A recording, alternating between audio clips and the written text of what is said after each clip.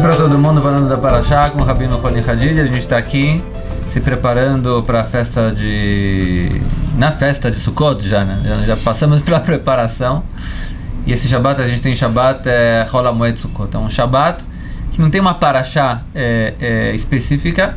A gente lê uma parte de outra Parashá. Inclusive, eu sempre contei já em espanhol, conto também em português, que quando chegou pela primeira vez no Mahon Lev, quando eu estudei na faculdade, os primeiros computadores que podiam fazer as contas de procurar psukim, né, versículos no computador, eu resolvi procurar onde está escrito o meu nome.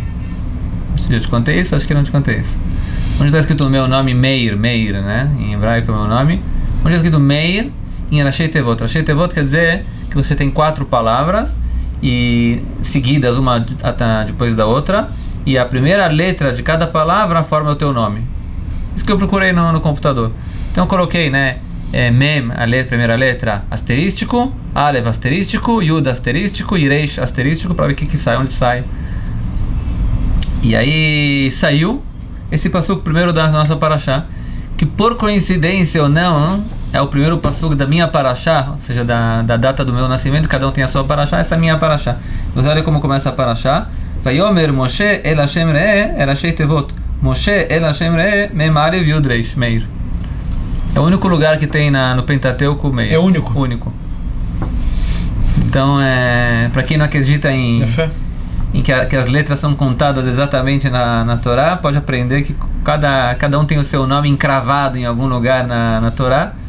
É só procurar que você acaba encontrando de uma maneira ou de outra. Quem procura acha. Quem procura acha. E os psukim são muito fortes aqui, na verdade, né? A gente está falando depois do pecado já do bezerro, e Moshe Rabbeinu pede desculpas para Deus. Ele vem para Deus e fala: Vayomer Moshe re'ata omer elai aleta amazeh vata amarti adadecha b'Hashem vegam matzata chen beinai. Ele está pedindo, né, que Deus perdoe tudo, e quando ele sente que a situação está, como você diz, o ambiente está positivo, ele começa agora a exigir várias coisas, tanto para ele como para o povo de Israel. Para ele, óbvio, tem conexão direta com o povo de Israel também. E ele diz: Ve'ata imna matzati chen beinecha odieni na edrachecha vedacha leman emtzachen beinecha ure'eh ki amcha goy hazeh. Moshe Rabbeinu, conforme explicam os Mefarshim, ele pede para Kadosh Baruch Hu que, ao contrário do que Deus tinha falado antes, que um anjo vai acompanhar o povo de Israel, que cada povo tem um anjo, uma força espiritual, né, que lidera, que leva aquele povo para frente. E vem aqui Moshe Rabbeinu e fala para Deus, quer dizer, depois que eles pecaram, Deus falou: vocês vão ser que nem todo mundo, vai ter um anjo que vai acompanhar vocês. Moshe Rabbeinu fala: não, eu quero que para o povo de Israel seja você mesmo. Não quero uma força externa, não quero forças, anjos enviados, eu quero que seja você mesmo. E aí Deus diz: Vayomar panai elecho vanichotilach.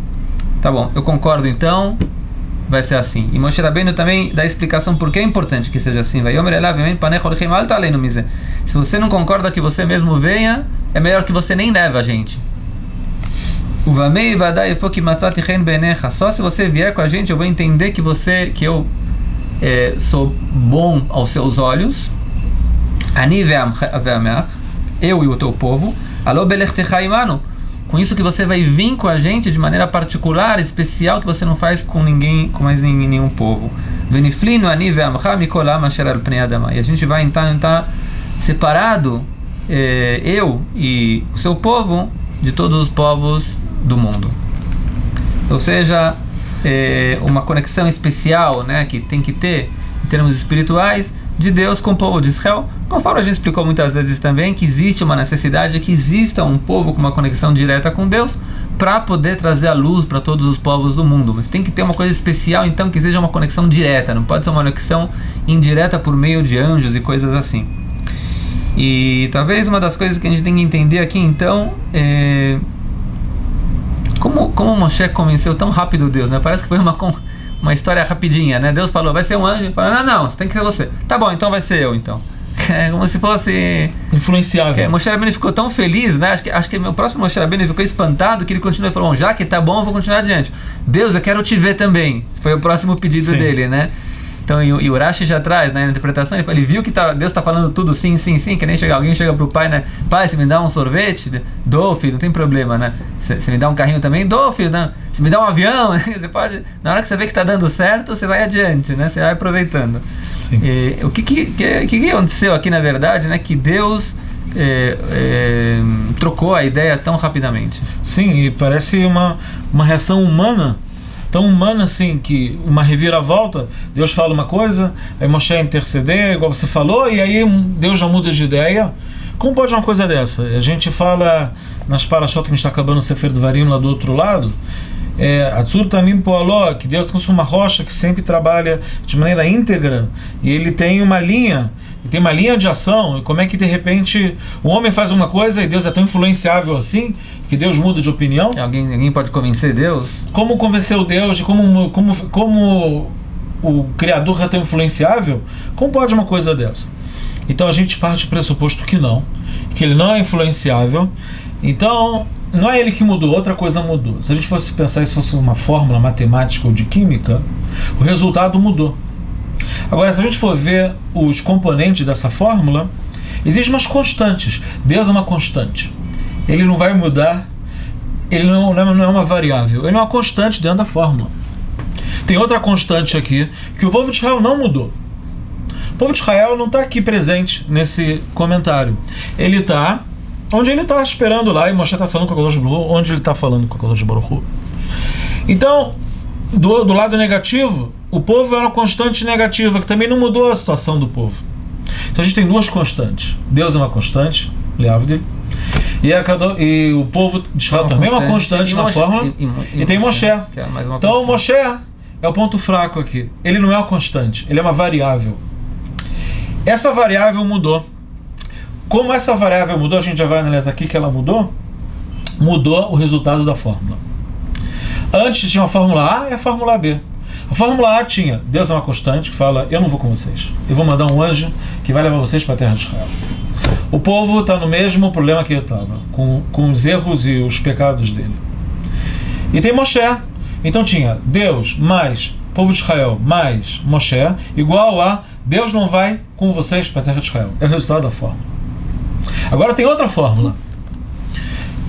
Deus, que é uma constante, não mudou. O povo de Israel não mudou. Agora a variável é Moshe, mas não é Moshe A, é Moshe B. A variável mudou, que é igual, eu vou com vocês. O que a gente tem que analisar, qual é a disparidade entre Moshe A e Moshe B? Só tem uma disparidade que a Torá está ressaltando aqui. Ela está falando que Moshe fez uma colocação. Depois que ele fez essa colocação, mudou a fórmula. Então ele passou a ser Moshe B. Qual é o Moshe A com o Moshe B? A colocação que ele fala, ele fez, se você não vai com a gente, é melhor você nem levar a gente. Quer dizer, Moshe entrou num nível de intransigência que ele falou, eu não aceito esse roteiro. Antes, quem é o Moshe A? Moshe A é um Moshe que pode aceitar um roteiro, que talvez Deus vai com você. O Moshe B fala, não, eu não aceito essa situação. Aqui é difícil de entender qual é a diferença. Um pouco parecido com o que aconteceu na parte anterior do bezerro de ouro também. Exatamente. No bezerro, lá é mais fácil de entender. Também Moshe falou, se você não desculpar eles, me apaga do teu livro. Exatamente. E aí, também lá é mais fácil de entender qual é essa mudança de Moshe. Qual é a mudança de Moshe lá? Que antes tinha Deus, o povo que pecou, e Moshe que é um líder. O Moshe B lá, Deus, que é o constante, o povo que pecou, e Moshe, que fala, me apaga do teu livro, é dizer que foi feita uma proposta para Moshe lá, eu vou apagar o povo e de você eu vou criar um outro povo. E Moshe não aceita. O Moshe B lá é o Moshe em uma versão melhor, 2.0. A 2.0 é que não é só um líder, é um líder que foi proposto a ele, que eu vou recomeçar com você o povo, e ele não aceitou isso. Agora, para esse Moshe, edição melhorada, que ele não aceita esse roteiro novo, para ele mudou o nível. Para esse Moshe, agora o Dino é outro. O povo não mudou, o povo pecou. E Deus só reage. Virou 2.0 como quem dizendo, bom, quer dizer, ele não topou a primeira. Talvez a gente possa fazer uma outra coisa então. Eu perdoo vocês, está tudo em ordem, mas um anjo vai seguir vocês como todos os outros povos. E Moshe Rabbeinu vem mais uma vez, Não e aceito. como se fosse, e de novo tá de pé e vai, não, eu não aceito isso também. Para mim isso também é... Então peraí. Então Moshe está num nível tão alto, e a exigência dele é tão alta, que para um povo com essa exigência tão alta, o dino já é outro. Eu não posso falar o dino que eu falei anteriormente, Kadosh Baruch Hu, Deus não pode falar. Eu não posso dar esse dino não está valendo para esse caso. Porque da hora que Moshe se pronunciou e falou, eu quero nessas condições, ele bateu na mesa e falou assim, para não é que Deus é influenciável ou é frágil. Não, que Deus faz a conta na cabeça. Qual é a conta na mente divina?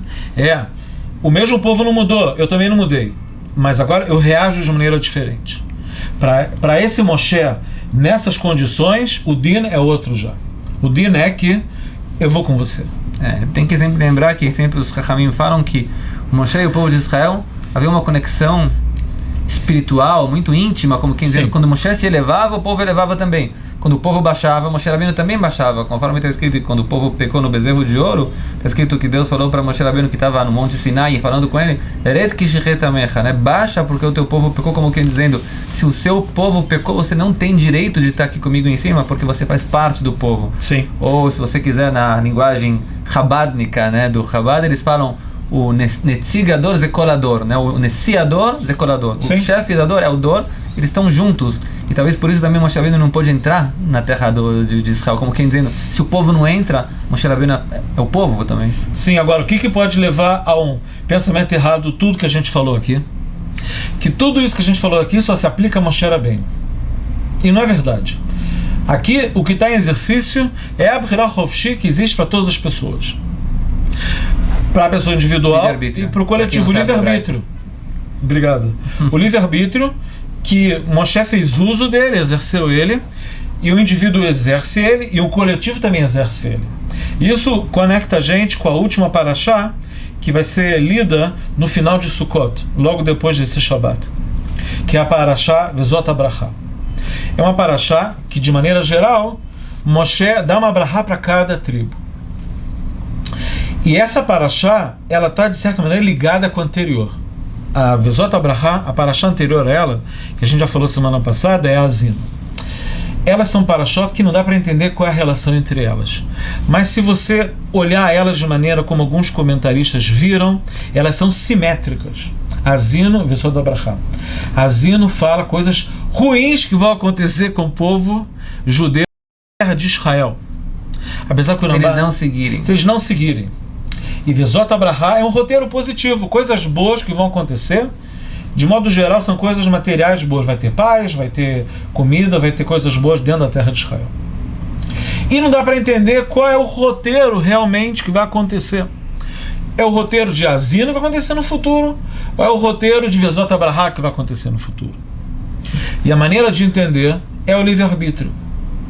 O livre-arbítrio vai dizer qual vai ser o enredo, qual vai ser o roteiro futuro de Am Israel. Infelizmente, Vezot HaBrachá não aconteceu ainda totalmente, pode ser que no futuro aconteça. O lado negativo, que é Azino, aconteceu. É uma parashá que trata de coisas que aconteceram em Israel, principalmente na época que o povo judeu está em Israel, e aconteceu na época dos juízes. Tanto é que os juízes, coisas que aconteceram de ruins, que povos vão dominar o povo de Israel, eles usam até expressões de parashá Azino. Quando eles escrevem, os profetas escreveram o livro dos juízes, tem exemplos que eles trazem expressões de parashá Azino para aludir que o que está acontecendo agora é o que já está falando na Torá, que coisa que vai vir outro povo e vai dominar vocês e tal e tal. Nós somos os representantes da vontade divina para poder... Sim, a gente está mostrando, olha, o que Moshe falou para vocês, já nevoar naquele tempo, agora está se concretizando. São coisas que aconteceram, apesar que o Rambam, no Narmanes, acha que são coisas que aconteceram também na Galut, mas não está falando de Galut lá no literal, está falando de coisas que aconteceram na terra de Israel, e tem essa alusão na época dos juízes. O que não, agora, também pode ser em relação à nossa época também, a gente não sabe, que também é uma época que a gente vive na terra de Israel, hoje em dia. Mas existem dois roteiros abertos. Esses dois roteiros abertos estão dependendo da gente. Ou seja, dizer em suma que na nossa vida particular, também a nível do indivíduo, os roteiros estão abertos. E tem o livre-arbítrio. O final do filme não está escrito. Ele está, sim, previsto, como a Torá prevê, dos roteiros do povo de Israel na terra de Israel, com coisas, com tribulações, com povos que dominaram, que entram aqui e dominam, ou uma situação de muita paz, como está o último Parashá, que Moshe fecha a Torá com coisas boas, fecha com Zot Abrahá, fecha com as nevoot, as profecias boas. Mas isso está ligado ao que a gente começou hoje, que Moshe, ele mudou o roteiro, ele passou a ser outro Moshe. Não é que Deus fala, você está sendo bonzinho, então eu vou mudar o final da história. Não. Na hora que você faz uma escolha de livre-arbítrio, a tua atitude muda, você é outra pessoa. Você é outro personagem. Para esse outro personagem tem outro filme. A história mudou também. A história mudou. Mudou a história muda. Na hora que você muda, o mundo em volta de você muda. Uhum. É isso que talvez está escrito no Pirkei Avot, né? Olam Yirei Adam, Chetzio Chayav, Chetzio Zakai. A pessoa sempre tem que se ver que ela está metade em méritos, metade em dívidas. Asa mitzvah achat, echri et atzmo vet kol haolam kolo lekav zchut. Se ele fizer uma única mitzvah, uma boa ação, ele pode estar agora mudando ele e todo mundo pro mérito. Como quem dizendo, você acha que é uma coisa pequena que você está fazendo? Não. O mundo está, às vezes, num balanceamento tão, vamos dizer assim, antrópico, né? Tão certo, tão exato, que se você fizer uma pequena ação, talvez você pode mudar toda a história mundial, que nem Moshe Rabbeinu fez aqui. Quer dizer, Moshe Rabbeinu não foi... Não, Moshe Rabbeinu era um líder, ele viveu um determinado momento da história que ele podia transformar. Não. Exato. Cada um de nós, em um determinado momento da sua vida, pode influenciar a história mundial. Fazendo uma ação, uma boa ação. Sim, porque o mundo é tão enriquecido. É que uma vez alguém escreveu um livro, não sei se foi um físico, o efeito da borboleta, que a borboleta ela bate as asas de algum continente e isso pode provocar um furacão em outro continente, porque os sistemas são tão complexos e caóticos que você não sabe qual é a consequência num ato particular do teu cotidiano, da coisa que parece mais insignificante do teu dia a dia, mas se você faz uma mudança, pode ter uma diferença brutal no cosmos. Ok, vamos passar por aqui então. A gente já chegou no... Passamos do tempo, mas passou do tempo, entusiasmamos. Que vocês tenham, se Deus quiser, um bom Chag HaSukkot. Aproveitem bastante. Quem quiser pode entrar em vários shorim do Mahor Meir também, antigos também, em espanhol e português, ver também sobre a festa de Sukkot. As leis das festas de Sukkot podem ser encontradas também no nosso site, é só procurar. Para vocês todos um Shabbat Shalom e Chag Sameach, tudo de bom.